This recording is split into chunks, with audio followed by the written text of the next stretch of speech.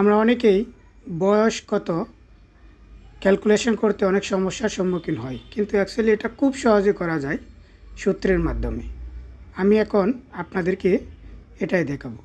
তো প্রথমে আমরা আমাদের ডেট অফ বার্থ লিখব, তারপর এন্টার দিয়ে ডেট অফ টুডে, মানে আজকের যে ডেটটায় আপনি বয়স নির্ণয় করতে চান, আজকের ডেট হলে আজকের ডেটটা দিবেন।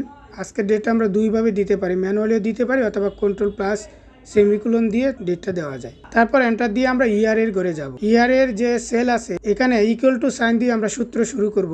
ডেটেড ইফ, তারপরে ফার্স্ট প্যাকেট দিব, তারপর আমরা যে তারিখে জন্মগ্রহণ করেছি ডেট অফ বার্থ,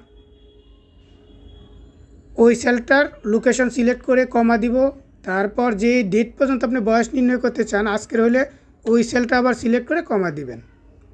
তারপর ডাবল কোটেশনের ভিতর আপনি, যেহেতু আমরা ইয়ার চাচ্ছি, ওয়াই লিখে কোটেশন ক্লোজ করে ব্র্যাকেট দিয়ে এন্টার দিব। আমাদের কিন্তু এখন দেখেন বয়স চলে এসেছে, কত বয়স। তারপর আমরা সেমভাবে মান্থ নির্ণয়ের জন্য মান্থের ঘরে ইকুয়াল টু সাইন দিয়ে ডেটেড ইফ লিখব। ফার্স্ট ব্র্যাকেট দিয়ে ডেট অফ বার্থের যে সেলে যে লোকেশনটা আছে ওটা সিলেক্ট করে কমা দিয়ে আবার আজকের যে ডেটটা আমরা নির্ণয় করতে চাচ্ছি বয়স, যে ডেটটা পর্যন্ত এটা সিলেক্ট করে দিব, কমা দিয়ে ডাবল কোটেশনের বারে।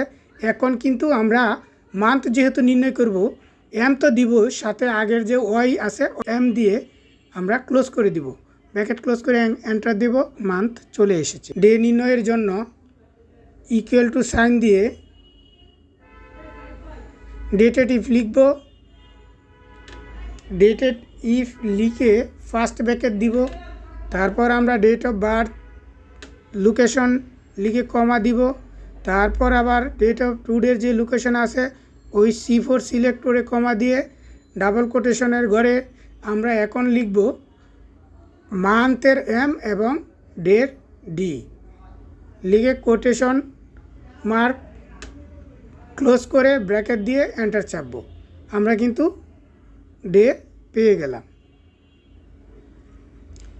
ধন্যবাদ সবাইকে।